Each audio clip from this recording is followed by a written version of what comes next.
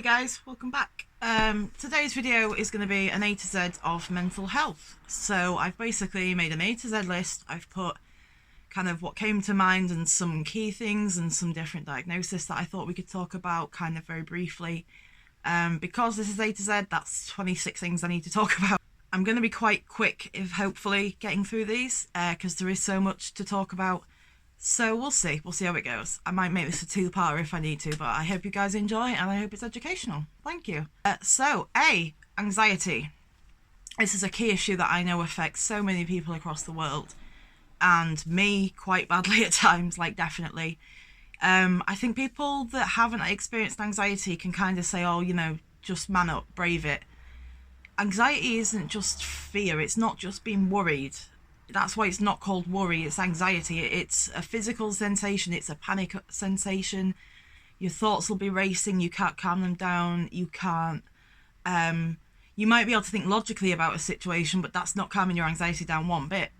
Anxiety isn't logical, you can't always just will it away or, you know, logic it away, sadly. It'd be nice if that worked. I wish it did. But that's the thing I want to say about anxiety is, like, it is actually very limiting. It can affect so many aspects of your life. You know, leaving the house, getting on buses, travelling, walking in town or walking in public, taking your dog out for a walk, being out with your kids, things like that. Like anything can become an anxious event, like a party, seeing friends, going to school, going to work on a daily basis. There's all sorts of reasons people can become anxious, you know, family situation, home, financial situation, whatever. And it's not just something you can will away or be like, yeah, I want this gone. Like, it's something that can be dealt with, definitely. You know, there's CBT, there's things like that, cognitive behavioural therapy, which is like a way of breaking down what happens in your panic and what happens in your anxiety into kind of like physical sensations, your thoughts, your behaviours, your beliefs, and you break it down and you can then kind of start working at a piece at a time. So that's anxiety. B is BPD, borderline personality disorder. This is quite a common diagnosis among younger women, especially teenagers or kind of women in their 20s that self-harm maybe, have had suicidal ideation or behaviours, can maybe be a little bit difficult when they're quite unwell. Borderline personality disorder is usually brought about by some form of loss or trauma, but not necessarily things like abuse. It can be a loss of an attachment, so like a parent could be distant as a child. That can cause it sometimes, or, you know, a parent's not around, things like that. And it's a reaction to the world around them, I think, people with borderline personality disorder, because they start to see the world as unsafe. They don't see people as safe usually, and so it's sometimes like I'm gonna mess this situation up first so that they don't hurt me. I'm gonna leave them first so they don't hurt me. And I think that becomes like a behavioural pattern where people with borderline personality disorder can push people away a lot. And I think it's a key thing to know, it's not personal. It's not I don't like this person. It's usually for people with this diagnosis a fear thing. They're scared of being hurt, they're scared of being let down. And that is something I can really relate to personally, and I think a lot of us can. We've all had disappointments, we've all been let down in our time. But borderline personality disorder is a much more kind of extreme health. I was 13 when I became unwell, or I started to develop symptoms. 14 when I was diagnosed with depression, and then it went on from there. When I was like 17 or 16, 17, it was schizoaffective disorder. And then I saw a psych for like half an hour and she said, oh, it's borderline personality disorder, and I got lumped with that for a long time. And there is a lot of stigma around PPD. That's something I didn't mention earlier, actually, is the stigma around borderline personality disorder. There's a lot of fear that people are going to be liars, they're going to be manipulative, they're going to steal. That kind of moralless behaviour is sometimes linked to BPD, and I think that is very damaging for people with that diagnosis, to be treated in that way, that people are expecting them to mess up, or expecting them to lie to them, or expecting them to manipulate them, and that is just so awful. But sorry, yeah, so going back onto children and teen health, like, I believe if I'd been diagnosed quicker, maybe it wouldn't have escalated to the point it did. I think if I'd got the correct help at the beginning, I wouldn't be here now talking about this like 13 years later. Like, you know, it's half my life again. Like, I don't know. I just think it's very important, if you see signs of mental illness in a child or a teen, that you get them help. you at least get them to a doctor, or talk to them and get a deeper understanding of how they're feeling about their life and how they're feeling about the world around them. Because if a child or a teen becomes more withdrawn, becomes socially isolated, spends a lot of time alone, possibly is self-harming, is being secretive maybe, they're all kind of warning signs. Maybe not doing as well at school, having fallouts with friends, having, been accused of different things or accusing other people of things. You've got to act on it as quick as you can, I think. Well, it's like with physical health. If a lot of health issues, if you catch it sooner, it's a lot easier to deal with it, and your prognosis is a lot better to deal with it if you catch it sooner. Like, for example, say cancer. The sooner you get help for it, the more likely you are to recover from it. And I think that's a really crucial thing for parents, for teachers, for anyone who comes into contact with children and teens to know is, it's better to be overly concerned and maybe there's nothing there and, you just acted on your concern, than you think, oh no, it's probably just me, I'm probably just imagining things, and then that child or teen gets unwell, they go down a very bad path. And if you could kind of be responsible for helping to get that kind of stopped, why wouldn't you, if you get me? So, reaction to E is for eating disorders. So this is things like anorexia nervosa, bulimia nervosa, and EDNOS, which is eating disorder not otherwise specified. EDNOS is basically for people who maybe are anorectic or bulimic in their behaviour, but not quite fit in the certain criteria that you need to fill to get those diagnoses. So I believe for anorexia nervosa, you have to have a certain weight, like it's something like be 10% underweight. That could be wrong, but that is something along those lines. Bulimia nervosa, I'm not exactly sure of the exact diagnostic criteria, but I do know that eating disorder not otherwise specified is quite a common thing, especially at the beginning of someone's developing of an eating disorder. I've been on wards where I've seen people have to be drip fed because they've refused to eat. They refuse to even accept water because they don't want it bloating them. They don't want the extra weight in them. And it's really hard to see someone be that desperate.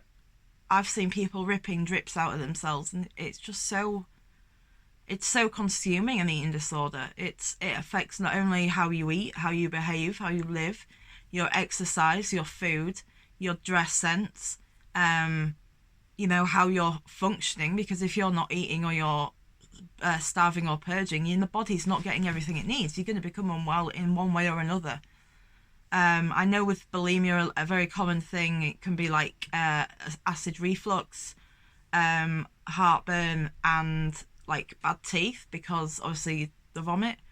But yeah, eating disorders are quite common, but they are so consuming for the people that have them, and it's really hard to watch someone reject the very things they need because they're so worried about whatever it is in their head that links to the food. It could be a control thing, it could be a weight thing, it could be an appearance thing, it could be a self-esteem issue, which is usually what it boils down to, is a self-esteem issue. People with these diagnoses don't feel comfortable as they are. They don't feel that they're good enough as they are. They have to be smaller, they have to be thinner, they have to be bigger. They have to eat the right foods, they have to do all this exercise. And if they do that, maybe then they'll be perfect, maybe then they'll reach the level where they feel worthy of something, I guess. And that, again, is something I can relate to, and I have gone through issues of EDNOS behaviours, I guess. Not quite really either, but, bits of both. And even without having a diagnosis of an eating disorder, I can tell you how that took over my mind when it was in my life. It was awful. I'd have a bag in my bedroom at my dad's where we'd have lunch or tea. I'd go in there, I'd put loud music on, and I'd make myself sick into a bag. And then when they'd gone to work in the morning, I'd go and take it into the bins. Like, it just makes you so secretive in a way, I guess, because you don't want to share it with anyone, you don't want anyone noticing, but you want people to notice you've lost weight, but you don't want people to notice that you're not eating, or you're over exercising, you're starving yourself, you're binging, you're purging. Eating disorders are a very, very consuming thing, and I think that's something people don't always realise. They say, just eat, don't make yourself sick, and it's not that simple. It's not that simple at all. F is for friendship, which I think is quite a nice thing to bring up. we all need support, like all of us. We may be isolated in our behaviours, we may not always want to be around people, we may not like being around people at all, but in some form we all need some support in our life at some point. We all have things go wrong, we all have, bad situations, we all have issues, and obviously to varying degrees, but we all need someone in our life that we can call a friend, even if it's a family member that you call a friend as well. Like it, we all need someone. And I think that is such a key thing in mental health, is to have someone that you can talk to honestly, and have someone that you can be like just genuine with without worrying they're going to freak out. And for me, that's been a massive thing, like a massive thing, to know that I can just be like, yeah, this is happening, and not have someone go, well, I'm calling the police or I'm calling an ambulance. Like, to just listen and be there and be compassionate and empathetic. And I think a key thing when you're with people in mental health who have mental health issues and you're a friend of theirs, when you're talking, don't be afraid of silences. Like, I know when I go silent, sometimes I'm dissociating, but sometimes I'm kind of thinking, well, I want to say this, but how do I word it? And I just need a bit of time. And if someone had interrupted me at that point, I'd have switched lanes in my head and I'd have gone, nah, I'm not going to say it now. So sometimes the silence is actually a good sign, because it means they're considering opening up, and it can be a very valuable thing to let someone sit in silence with you. I have friends that I don't feel comfortable being silent with, and to me they're not close friends in a way, because the closest friends I have, we can be on the phone to each other for hours and not say a blooming word. We might go, oh, this is cool, I just saw this, or like, oh, this just happened, but like just sat like that doing whatever, like you know what I mean? Like, we all need someone. And so talk about friendship, not only do we all need support, we all need to give support. We all know how valuable it is to have someone there with us when we need them. Whether we value it and we're grateful as much as others, I don't know. But I think we all need to be a friend too, as well as having a friend. Mental health, that can be a difficult thing, because you can't always give as much as you want to give. This is something I really struggle with. I feel like I take more than I give, and that's something I really don't like about myself. But I also am aware that I give all I can at the time. Like, it's not, I ever think, oh, I'm not going to bother. Like, I don't know. I think as a friend, if you have a friend with mental health, just be aware and just maybe be a little bit more considerate than you would be, or maybe a little bit more forgiving than you would be in most people. We all say the wrong thing. We all mess up. When we're anxious, we can be snappy. We can be angry. If you're hearing voices, you can be paranoid. There's all sorts. Your mental health can affect how you react to other people, how you react to the world around you. And I think it's hard for someone on the outside to understand what's going on in that person's head, but it is just very key to just be forgiving and accepting. And just accept that maybe they're not always in their right frame of mind. They're not meaning to upset you, they're not meaning to be difficult, they're not meaning to be whatever. G is a phrase called getting written up. And this is basically a phrase that means you're getting a prescription for something. I struggled with G, can you tell?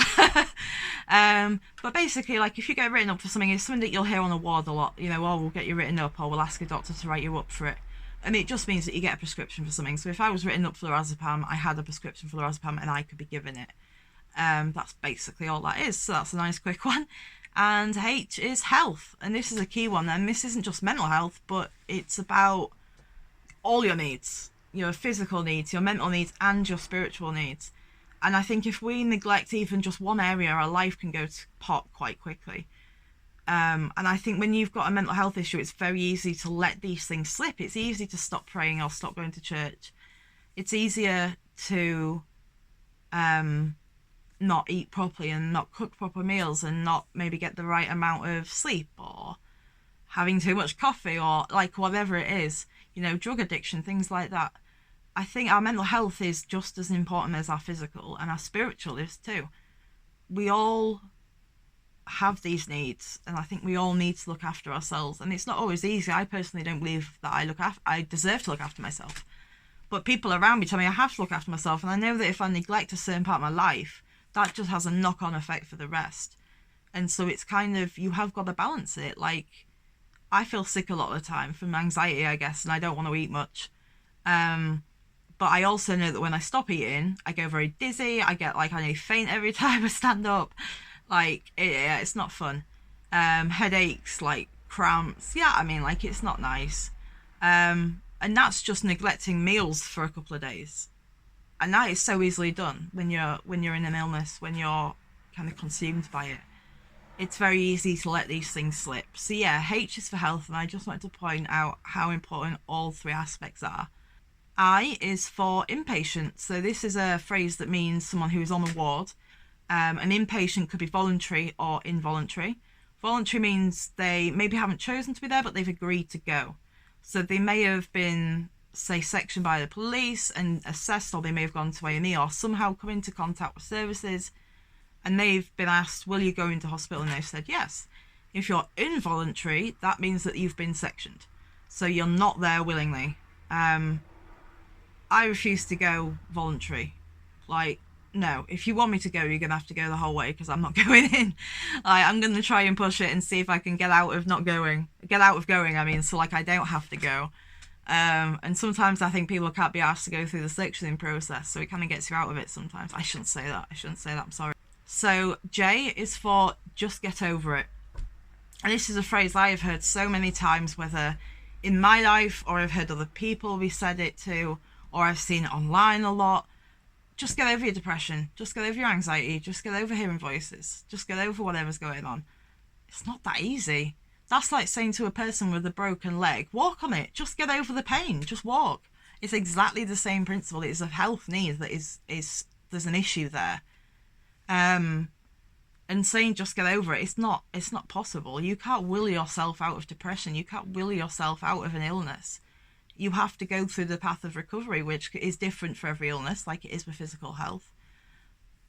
But it's not just sheer willpower that can get you out of an illness. You know, you have to have the right things in place and the right things in your life to be able to do that.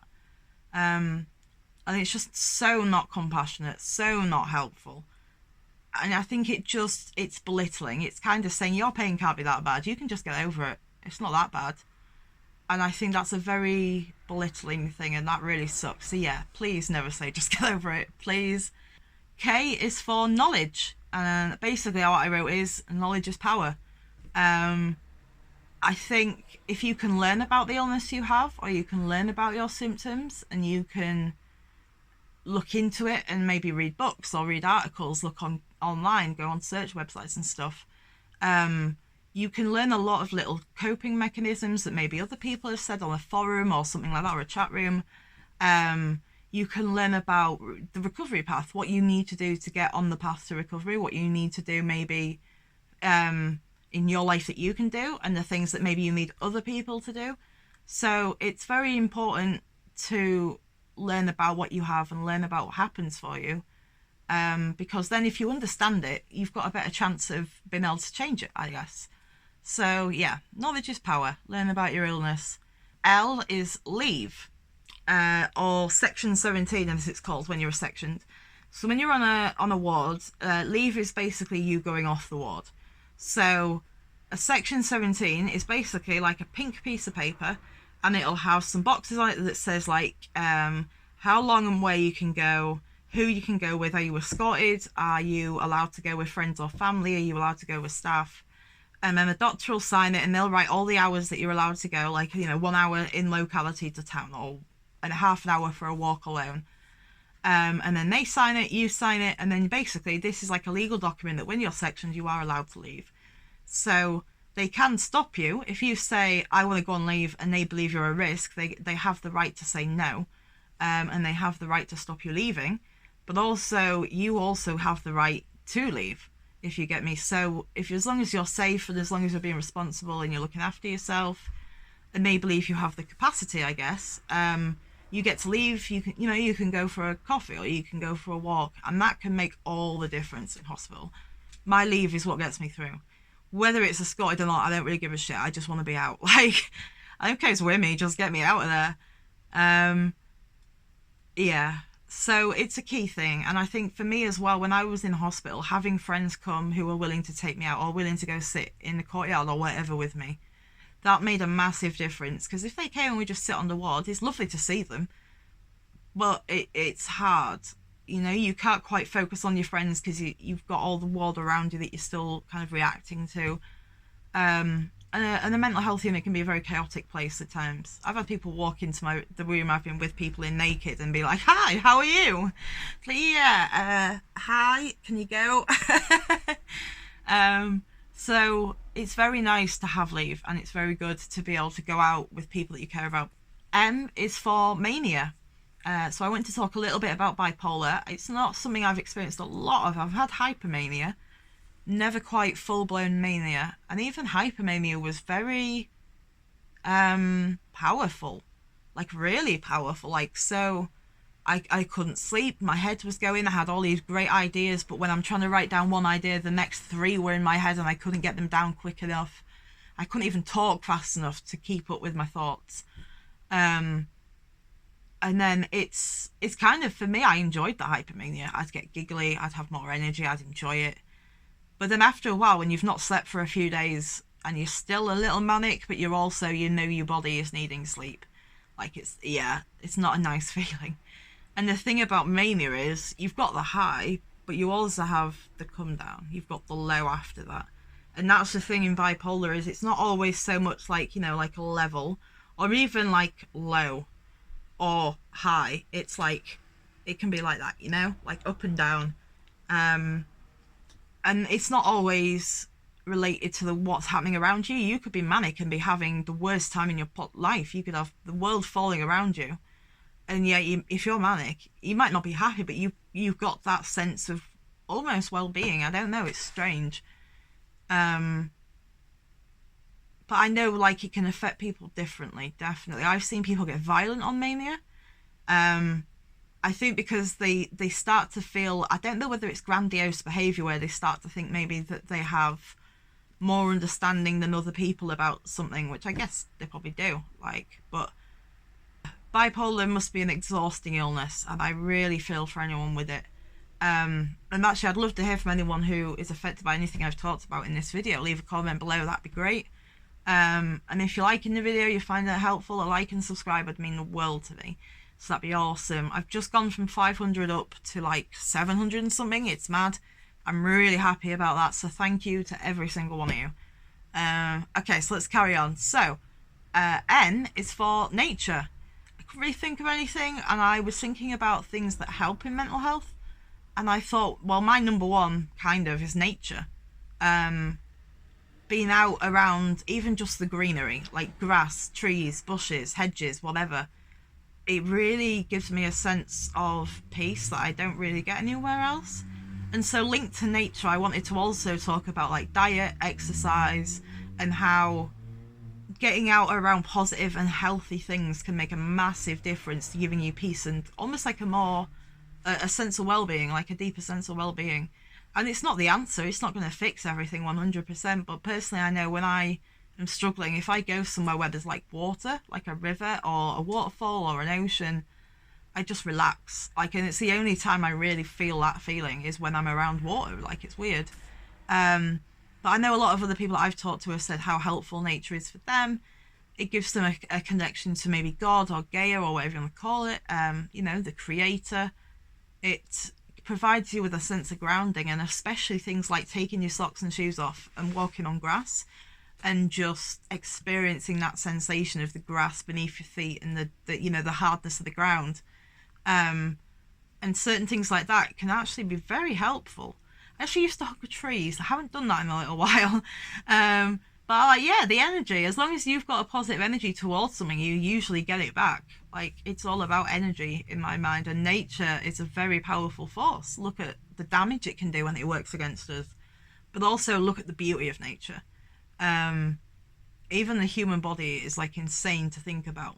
Just an eye. Think about an eye, like how everything works in an eyeball, just so that one eye can see the world.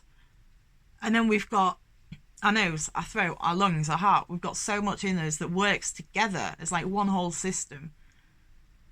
And it's like nature itself, isn't it? You know, it's the cycle of life, I guess, the circle of life, whatever you want to call it. So sorry, I'm rambling, but nature basically is a really good thing to get out around. If you struggle with anxiety, if you struggle with depression, it can be very grounding, it can be very relaxing. Yeah, cool. So, O is for open and closed wards. So there's a slight difference. So, an open ward is classed as having a door that's locked, but you can go out anytime. That's basically for voluntary patients. Again, you've still got to deal with the Section 17 leave if you're sectioned. That doesn't just go away, sadly, on an open ward. But basically, an open ward is a lower security. So if you're on an open ward, it's usually where you'll go first, unless you've been very violent or aggressive.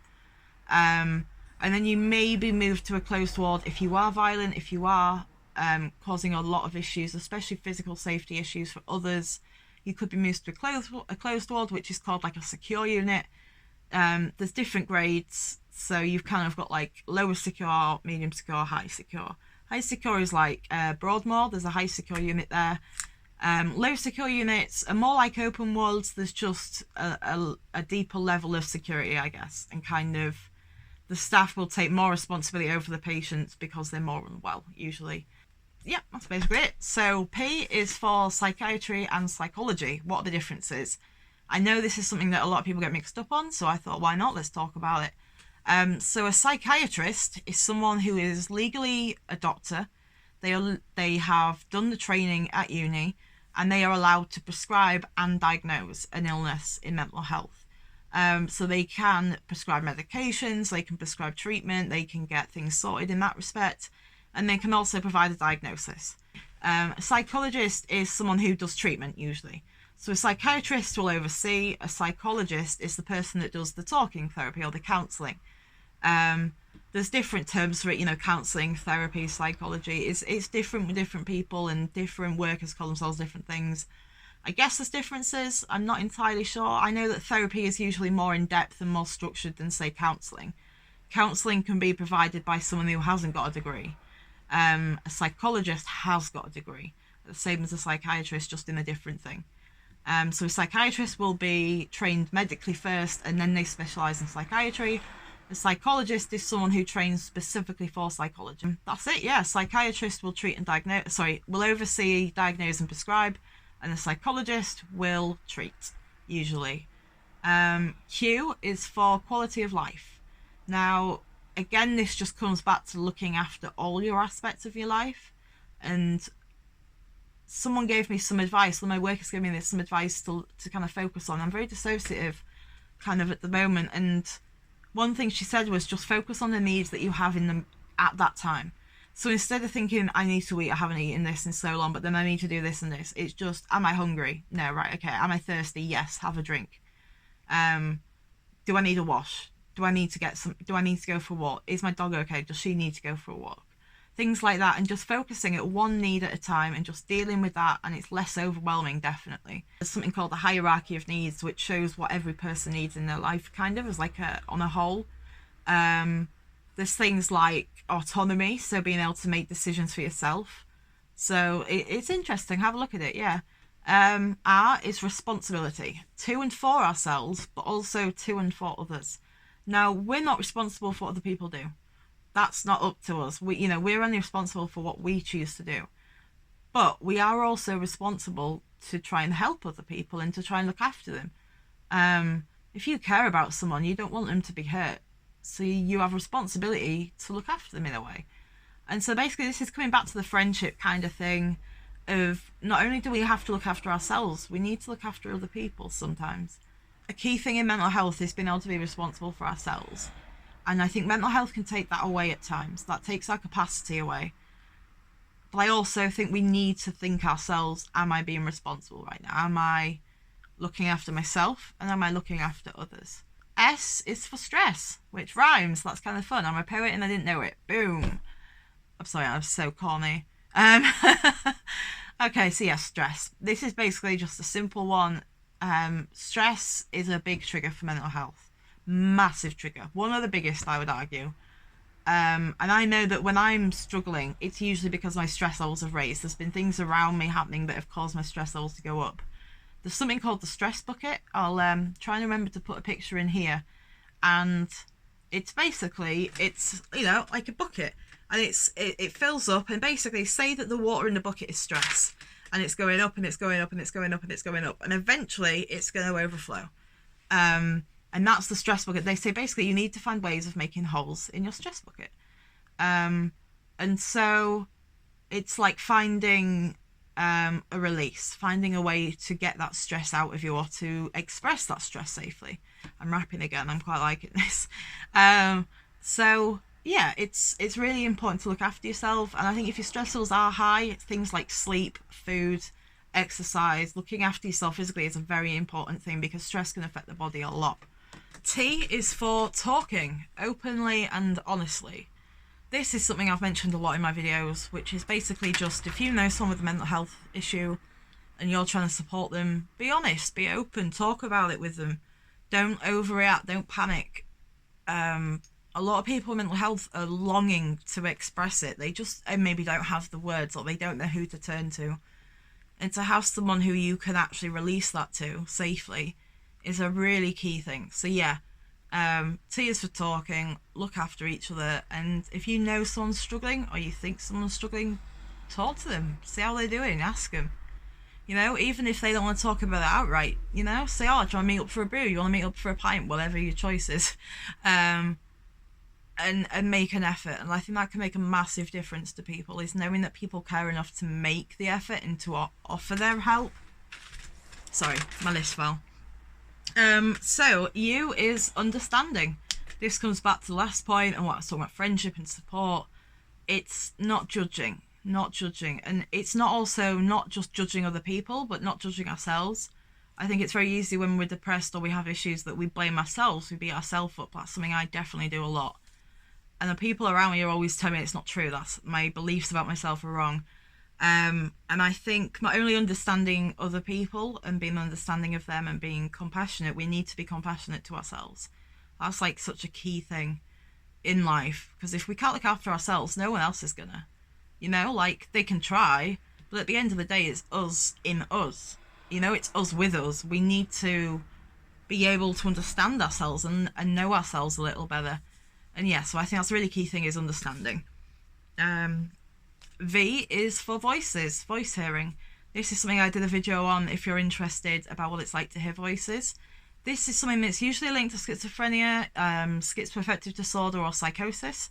It can be brought on by an illness, like I just mentioned. It can be brought on by inflammation in the brain. It can be brought on by a lot of brain issues. It can be brought on from stress. There's a lot of things that will cause maybe voice hearing physically as well, not so much always mentally as a mental health illness, but sometimes a physical cause. I was in hospital with a lady who had, I believe she was pregnant, she'd had a baby, and it caused some issue in her brain. There was like some brain imbalance, and basically she just was gone mentally. And she gradually got better as they did treatment for the brain, whatever was going on. I'm not privy to that, but like, whatever the issue was, as they were treating her, she was becoming more and more like herself. And she was becoming less psychotic. She was becoming less delusional, less aggressive, less violent, less paranoid, more open to talk to people again, less anxious. And so I think sometimes it's very easy for us to always think of a mental health cause, but sometimes we do have to look after our physical health. As I've said earlier in this video, sometimes it's not always just a mental thing. Our physical health needs can be causing us issues in our mind. So that's something to really think about. W is for warning signs. This is something that I would always recommend to people, is making a list of warning signs, and maybe asking people around you what they've noticed when you're struggling. What do you do? What do you say? What do you wear? What are your behaviours? What are you saying more often than normal? And maybe even give a list to the people around you so they can keep an eye on you, and maybe make a plan. Like, so you have a list of early warning signs, and then put something like, and if in the case of, say, 5 of these behaviours is present, I will, or someone else can. So it could be like, I will go to the GP, I will talk to my worker, I will get help. It could be, I will be honest with a friend and ask them to help me. I'll be honest with my GP, like anything like that. And having a warning sign list that you can look at for yourself, and you can kind of look at it and be like, yeah, I am having this right now. It's another way of taking responsibility for yourself, so it's all good. X, I kind of cheated, and it's excuse, and that's basically don't make excuses. If you hurt someone, if you let them down, if you upset them, don't make excuses. Don't be like, oh yeah, I was just that. Like, in mental health, being let down can cause a lot of problems mentally for that person. They will probably berate themselves, they will beat themselves up, they'll think they're to blame somehow. They must have annoyed you, they must have upset you. they've done something wrong. And I think basically, you know, it's, if you do something wrong, and this is like a thing in life, just accept it and be honest about it, and at least that way you can move on and deal with the issue openly. And it's the same in mental health. And also another thing about not making excuses is, if you think someone needs help, don't make excuses not to get them help. Don't. Make excuses to get them help if you have to, but don't do it the other way around. Like, if you think someone needs help, just do it. Go for it. Get them help.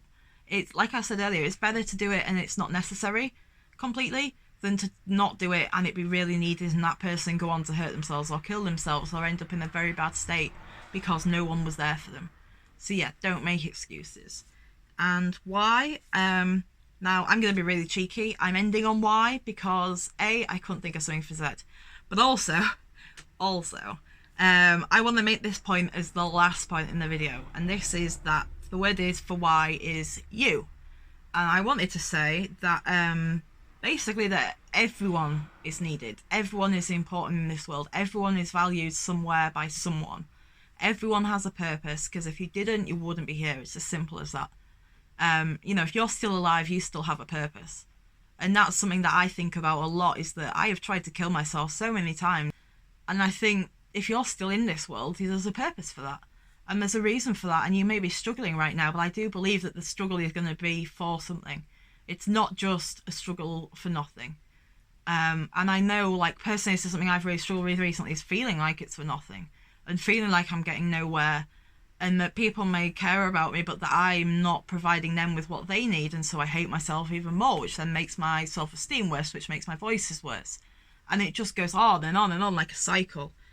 And so basically, yeah, I want to end on why for this reason, and it is that I believe everyone needs to know how valued and necessary they are in this world.